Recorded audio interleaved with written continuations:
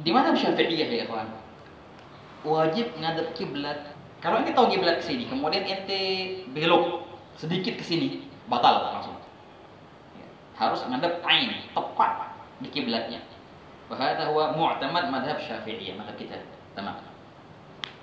Lonceng kanan belok ke kanan sekian senti atau belok ke kiri sekian senti langsung batal. Langsung batal. Tapi ada pendapat kuat di mazhab Syafi'iyah, ini pendapatnya Imam Ghazali. Dan juga itu adalah pendapatnya mazhab yang lain, seperti mazhab Hanafi ataupun Maliki. Mereka bilang enggak harus menghadap titik kiblat.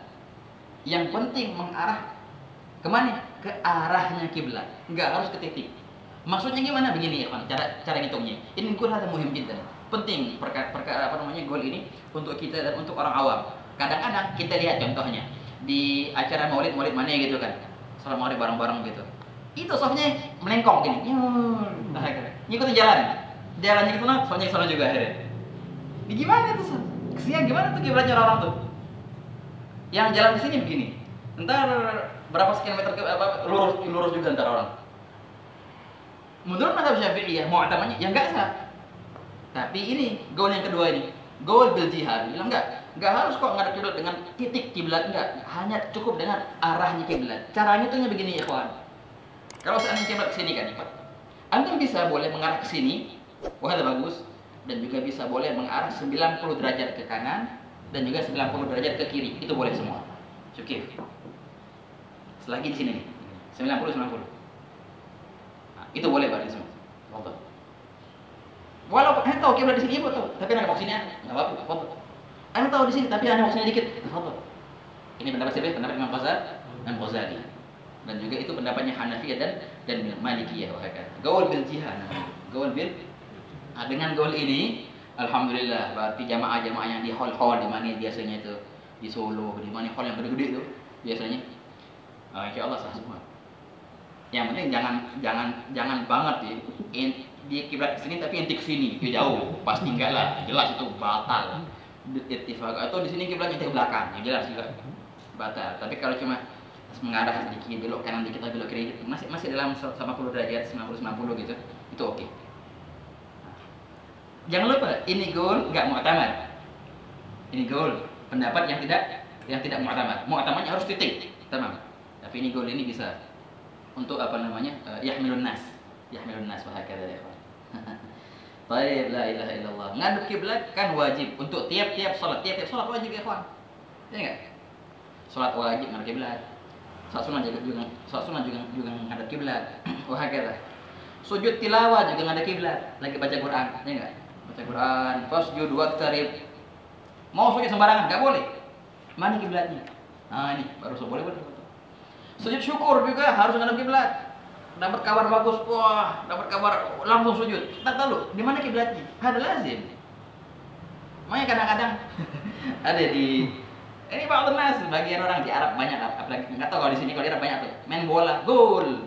Sujud di nyongkrong. Sujud. Kita apaan? Syukur katanya. Ada gol barusan. Gitu jadi ada tuh di liga-liga Arab ya. Anda enggak tahu kalau di sini gimana? Ada kayak gitu enggak? Ada juga. Ngegolin langsung sujud juga. Di pengadilan banyak menang. Menang pengadilan sujud, nyungsuk sujud langsung. Sawah Habib. Sawah. Itu gimana itu ya, ikhwan? Boleh enggak kayak gitu? Jadi wudu lagi parah. Tafadhol boleh itu sujud. Karena gol, karena menang pengadilan atau karena nikmat apa aja. Yang penting nikmat yang fujiah. Yang enggak disangka-sangka katanya. Dengan syarat tadi punya wudu. Itu syarat ya ikhwan. Yang kedua, auratnya ditutup. Kalau orang main bola pakai celana pendek sujud, ya enggak boleh. Enggak. Kecuali kalau dia Hanafi. Kalau dia Hanafi yang aurat kan cuma kemaluan tok. Pakai celana pendek enggak apa-apa, itu mazhab Hanafi ya. Kalau kita enggak bisa. Yang ketiga ini harus ngadep kiblat, enggak boleh sembarangan. Main duduk nyungsep sujud, enggak bisa ya ikhwan. Harus tahu di mana kiblatnya. Makanya tanya dulu ke yang bola, di mana kiblatnya itu. Kalau ingin golin, tafadhol sujud. Masih kita. Begitu ya ikhwan. Nah, jadi harus ngadep kiblat. Nah, ada 2 salat di sini yang enggak disyaratkan ngadep kiblat. Hada jamil jiddan. ada dua jenis salat, nggak harus ente ngadep kiblat. Oke. Yang pertama ya ikhwan, namanya salat syiddatul khauf. Salat syiddatul khauf. Ini ada masya Allah, ini baik pun yang wajib atau yang sunnah. Apa itu salat syiddatul khauf? Oh, jadi begini. Itu salat di tengah-tengah perperangan. Salat di tengah-tengah sudah di tengah-tengah perang, main pedang-pedangan gitu terus gitu di tengah-tengah perang. Masuk waktu sholat, wah kayak ketik terus perang ketonyek gitu. Bentar lagi mau habis waktu sholat, perang masih terus di tengah-tengah perang ya, sudah nyatu gitu pasukan musuh sama segala macam. Wah kayak itu sahabat cerita, kami kadang-kadang di tengah-tengah perang itu sholat jamaah sama Rasulullah SAW. Bingung gimana caranya sholat jamaah perang sambil pedang-pedangan. bisa ya ikhwan. Nah waktu itu nggak disyaratkan ngadep kiblat. Tafadhol. Juga dimaafkan banyak gerakan, masih muskilah, tapi jangan ngomong, jangan teriak, itu yang nggak boleh. Dimaafkan apa? Dimaafkan kiblat, kita nggak ngarah kiblat, masih muskilah, itu boleh. Banyak gerak gerik, lari sono masih muskilah, nggak apa-apa. Tapi teriak, batal sholat nanti. Begitu. Baca kan kalau sholat kita nggak boleh ngomongnya. Agak juga makanya ngomong itu nggak boleh ya kawan. Baik pun di sholat biasa atau di tengah-tengah perang lagi sholat juga nggak boleh ngomong. Agak. Tapi kalau masalah kiblat juga masalah gerak-gerik itu dimaafkan. Jadi itu namanya lagi sholat Allahu Akbar, baca Fatihah, Alhamdulillah, amin. Lagi perang dan bisa kayak gitu. Sah sholatnya. Perlu digodok? Enggak godok. Kayak gitu kok sholat. Kayak gitu sholat. Nah, yang kayak gitu nggak wajib ngadep kiblat. Tafadhol, kemana aja diserah. Nah, ini yang pertama. Yang kedua ya ikhwan, ini penting banget. Yang kedua, banyak orang salah paham soalnya. Kadang-kadang sholat nggak wajib menghadap kiblat itu kapan? Bila mana kita lagi di tengah-tengah perjalanan. Makanya kita sering lihat orang-orang sholat di mobil. Tapi ya ikhwan, pentingnya di sini ini hanya khusus sholat sunnah. Boleh kayak gitu. Yang wajib agak boleh. Itu nomor 2 nih. Namanya nafilatus safar. Sholat sunnah di tengah-tengah perjalanan. Nggak apa-apa. Masih muskilah, masih kiblat. Nggak apa-apa. Kiblatnya kemana? Kiblatnya ke arah jalan, masih muskilah. Nah, tapi ini khusus untuk sholat sunnah. Banyak orang salah paham. Apa? Sholat wajib juga nggak apa-apa. Saya bilang nggak boleh. Pertama, ente lagi jalan ya di mobil contohnya, ya nggak? Di mobil. Terserah ente yang nyopir atau ente yang di samping, yang di belakang, masih di kereta. Pura kesempatan sekarang lagi duduk belum sholat duha. Tafadhol boleh. Ahlan wa sahlan. Allahu Akbar. Baca Fatihah. Pas ruku yang nunduk dikit. Nunduk mungkin 30 derajat. Ya tidak. Pas sujud nunduk lagi 50 derajat. Enggak panjang lah. Enggak. Duduk julus benar sejadah kayak biasa. Duduk biasa. Sujud lagi lebih. Kebangun lagi baca Fatihah lagi. Ini banyak kita lihat guru-guru kita, masyayikhna wal habaib biasanya kalau mereka lagi jalan itu kayak gitu salat. Sekian rakaat daripada bengong, salat sunnah lebih banyak. Yang duhanya, yang witirnya begitu. Ngadep kemana? Mana kiblatnya? Kiblatnya ini jalan. Belok kanan, belok kiri masih muskilah. Ini kiblat kita sekarang. Ke arah jalan. Kita jadi kiblat kita sekarang. Enggak ke Ka'bah, masih muskilah. Tapi jangan lupa, harus berdiri. Enggak harus berdiri kok. Harus nempel nih jidatnya ke bawah, enggak harus. Ada orang bilang nempel di toilet harus nempel di bangku. Enggak harus nempel. Wala di jok depan, masih muskilah. Yang penting pokoknya bungkukan ke sujud lebih dari bungkukan ke ruku. Wahakat, itu syaratnya. Enggak harus nempel kok jidat. Tamam. Wah harus punya wudu lah, kemana lagi ya filmnya. Bas jangan lupa, ini khusus untuk sholat sunnah ya ikhwan. Sholat sunnah. Masih berjalan, syaratnya masih berjalan ya. Waktu dia berhenti, batal nanti. Itu lagi sholat nih contohnya. Walaupun ada khilaf di sini, lagi sholat. Lampu merah, berhenti. Batal nanti. Pulang lagi. Lagi sholatnya ngisi bensin, iya udah batal. Selagi dia berjalan, tidak boleh bahagia. Latan jangan lupa semua ini yang nomor 2 ini hanya khusus untuk sholat yang sunnah. Kalau yang wajib nggak bisa ya, nggak bisa ceritanya. Salat wajib di bangku gitu, kiblatnya ke arah jalan nggak bisa, tetap nggak bisa. Turun. Ya. Sempurnain rukuknya dan sempurnain sujudnya. Wahakala nggak ada kiblat yang benar. Wahakala berdiri itulah yang wajib. Untuk salat yang wajib. Wahakala ya kawan. Di pesawat, hatta di pesawat. Hatta di pesawat. Subhanallah, berapa kali kita nemenin Sayyidil Habib. Itu Habib bersikeras. Pokoknya gimana ceritanya sholat. Tanya ntar sama pilotnya mana Ka'bah, mana ada Ka'bah. Agak cari tempat yang lumayan tuh, biasanya di depan pintu ya. Bentar. Kebanyakan maskapai sekarang sudah maklumin. Ada tempat khusus untuk sholat gitu. Di kereta juga bisa ya kawan. Bukannya kereta Jakarta Bogor ya, bukan. Kereta agak panjang gitu ya. Nah, kereta yang kemana gitu, Surabaya, Bandung, itu ada. Tanya aja tanya. Adik kok musola? Allah nanti siap-siap apa namanya ini? Bau salah apa namanya? Kopas di HP. Mana kiblatnya? Belok ke kanan, ke kanan dikit. Terus begitu. Harus sempurna ya. Yang namanya salat wajib harus sempurna.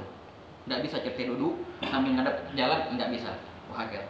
Nah, kecuali kalau seandainya itu sudah bilangin ke sopirnya, dia nggak mau turun, teman. Atau di kereta nggak ada tempat sama sekali. Ente cari-cari mana nggak ada tempat untuk bisa sujud dan rukuk sempurna. Nah, ketika itu ente sholat bukan berarti udah sekarang kita sah untuk sholat dulu. Enggak, namanya sholat hormatul waktu sekarang. Sholat untuk menghormati waktu saja. Jangan sampai waktu keluar kita belum sholat. Jadi sholat sebisa mungkin. Duduk di bangku, wahakal, ngadep kemana aja terserah. Tapi jangan lupa ini wajib qadha. Salat yang nggak sempurna wajib diqadha. Bukan karena polanya seperti itu, enggak. Pola salat harus sempurna, walaupun di tengah safar, walaupun di mobil, walaupun di kereta, walaupun di pesawat. Kalau nggak bisa, baru kita pakai salat hormatul waqt dan diqadha. Jadi begitu ya kawan. Nah, jadi makanya yang kita sering lihat beberapa habaib, beberapa masyayikh, beberapa kiai sholat di mobil itu sholat sunnah semua. Sholat sunnah. Walaupun sebenarnya sih alal mu'tamadnya harus dalam keadaan safar. Dalam keadaan safar harus keluar kota baru boleh sholat sunnah yang di atas mobil itu. Wahakala. Tapi kalau di dalam kota ya mu'tamadnya nggak boleh. Tapi ada gol juga yang bilang boleh. Masih apalagi Jakarta gede. Masih 2-3 jam. Muskilahnya ini hadir. Walaupun ada gol juga sih, kalau berhenti itu batal. Itu muskilah. Ya enggak? Walaupun ada yang mentakwilkan enggak, kalau yang batal tuh kalau berhentinya berhenti, mati mesin baru batal. Kalau seandainya berhenti sebentar mau maju lagi, apalagi macet, berhenti terus itu, nggak bisa sholat nanti. Ilmu utamanya nggak bisa. Tapi ya ada gol itu foto masih muskilah sholat. Ini yang kita lihat dari beberapa guru-guru kita ya. Manfaatin waktu di mobil dengan sholat yang banyak. Paham ya ikhwan? Oke, ini adalah masalah al-qiblah, Untuk maratibnya, untuk apa namanya tingkatan-tingkatan ngadep kiblat. Oh jelas ma'ruf jiddan. Kalau seandainya ente berhadapan di depan Ka'bah, berada di depan Ka'bah jelas. Berarti ini Ka'bah harus ente hadapi. Enggak bisa kanan, enggak bisa kiri, jelas. Di luar di Masjidil Aqsa tapi enggak bisa lihat Ka'bah ya sudah. Ke arahnya Ka'bah. Di luar Masjidil Aqsa tapi bisa Masjidil Haram. Di luar Masjidil Haram tapi ente bisa melihat Masjidil Haram mengarah ke Masjidil Haram. Masih di Mekah itu kan. Di luar Mekah masih bisa lihat Mekah mengarah ke Mekah. Wah, terus begitu, makin jauh. Kalau nggak bisa baru kita pakai takdir. Ya, pakai takdir. Caranya gimana? Bisa yang dipakai banyak kok sekarang petunjuk kiblat ya. Di antara yang pakai dhon, pakai pakai prasangka yang besar, pakai bausalah, pakai kompas. Itu bisa dipatokan. Masuk itu deh dalam perkara dhanni. Ataupun dengan ilmu bintang juga bisa. Apalagi Indonesia termasuk negara yang mudah untuk mengetahui kiblatnya dengan ilmu bintang 3 ke sono gitu bisa. Ataupun enggak dengan bintang, wala dengan bausalah, tapi biasanya di hotel-hotel itu ada kiblat. Bisa nggak pakai ini? Bisa, fadhal pakai itu. Siapa yang naruh sini salah naruh kalau dia enggak wajib ini ditanya. Enggak wajib diselidiki. Nanti bisa langsung pakai patokan itu. Apa ya? Atau nanti tanya orang, mana kiblat? Dibilang ke situ, wah dia tahu. Sudah tafadhol, kita ambil. Dia sambil baca. Enggak harus diselidiki. Jadi enggak harus enggak harus kita mengambil kiblat dengan 100% yakin. Masih enggak harus. Yakin alhamdulillah, kalau enggak dhon. Kira-kira ke sini. Tafadhol, masih muskilah. Yang penting ada perkiraan, ada tanda-tanda. Kalau seandainya tiada, ini nggak bawa HP, atau tempatnya nggak ada sinyal gitu, nggak ada orang yang tahu kiblat di situ. Nah, ayo ngapain sekarang? Nggak ada sama sekali tanda-tanda kiblat. Wala ada orang yang tahu kiblat, wala ada alamat untuk bisa mengetahui kiblat. Nah, bagaimana nih sholatnya? Di sini dibahas. Kalau begitu, ente sholat kemana aja terserah. Tapi ntar gobok. Ketika ente tahu kiblat yang benar. Gitu. Tahayyar, nggak tahu mau kemana sekarang. Oh, kemana aja boleh. Kanan. Terserah masih musykilat. Tapi ntar jangan lupa, pas tahu kiblat harus gobok sholat ente. Wahakadha ya ikhwan. Nah, ala kulli hal itulah wa yushtaratu ma'rifatul qiblah. Nah. Yang setelahnya ya ikhwan, qala musannif wa yajibu satrul aurati bi satirin tahirin mubahin. Ajib kan? Syarat yang ketiga untuk syarat sahnya salat, wa yajibu dan wajib katanya. Diharuskan satrul aurat. Menutup aurat. Wajib menutup aurat. Bisatirin, dengan satir artinya penutup, dengan penutup, tahirin yang suci, ya kan? Mubahin yang mubah, punya dia atau punya orang tapi tidak dapat izin, mubah, bukan nyolong. Wajib menutup aurat dengan penutup yang suci dan yang mubah. Nah di sini ikhwan, ini pembahasannya agak sedikit panjang, mungkin kita bahas tengahnya jadi sini dulu ya. Nah, masalah satrul aurah, menutup aurat. Syuf. Di sini ada dua patokan yang penting untuk penutup aurat ya. Yang pertama, penutup aurat itu adalah sesuatu yang dipakai. Harus ini. Satu. Yang kedua, penutup aurat itu adalah sesuatu yang mencegah untuk melihat warna kulit. Itu baru sah untuk menjadi penutup aurat. Dua patokan. Yang pertama, sesuatu yang dipakai. Yang kedua, yang bisa menutup warna kulit. Itu baru namanya penutup aurat. Tamam. Yang pertama ya kawan, yang pertama tadi harus sesuatu yang dipakai. Kayak sekarang ini kayak baju, oke lah, masih muskilah. Lain halnya kalau seandainya begini, kan nanti bilang yang penting nggak lihat warna kulit. Yaudah, aneh masuk kamar, teman, aneh tutup pintu, aneh matiin lampu, aneh telanjang. Bisa nggak lihat kulit? Boleh nggak sholat? Nggak boleh. Kenapa? Karena nggak ada sesuatu yang dipakai. Jadi bukan arti kita nggak bisa lihat warna kulit, ya sudah boleh sekarang. Nggak bisa, harus ada sesuatu yang dipakai. Masuk kamar telanjang, mati lampu, sholat nggak bisa, nggak ada namanya satrul aurat di sini, ya enggak, walaupun auratnya nggak kelihatan. Oke. Juga contohnya, ada biasanya anak kecil dibeli kemah-kemahan, kemah kecil gitu ya, kemah biasa buat camping gitu. Dia beli kemah, teman, di atasnya dibolongin sama dia. Dia buka baju masuk kemah situ, palanya nongol, badannya dalam kemah semua, ditutup kemah semua sama dia, nggak ada yang kebuka. Tapi dia nggak pakai baju dalam kemah itu. Tenda, kemah yang kecil kan, tenda. Sah nggak sholatnya kayak gitu? Nggak sah ya ikhwan. Kenapa? Karena nggak ada yang dipakai. Berarti bukan arti dia menutup, berarti dia sah nggak semua menutup saya ikhwan. Kadang-kadang nggak dianggap. Atau kata fuqaha begini contohnya, dia buat hufrah, digali lubang.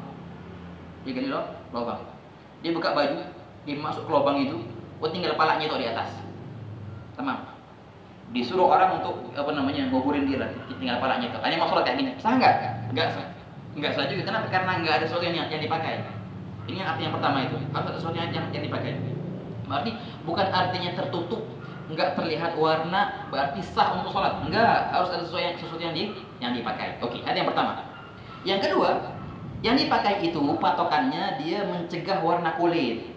Wah, sekiranya apa? Kalau seandainya ada orang dua nih, hitam sama putih, sama, dia pakai baju yang tipis banget, sah nggak itu? Lihat dulu, itu bisa nggak bedain? Nih kulit hitam, kulit putih. Kalau bisa bedain, berarti nggak cukup itu. Oh, nggak cukup untuk menjadi penutup aurat, nggak cukup.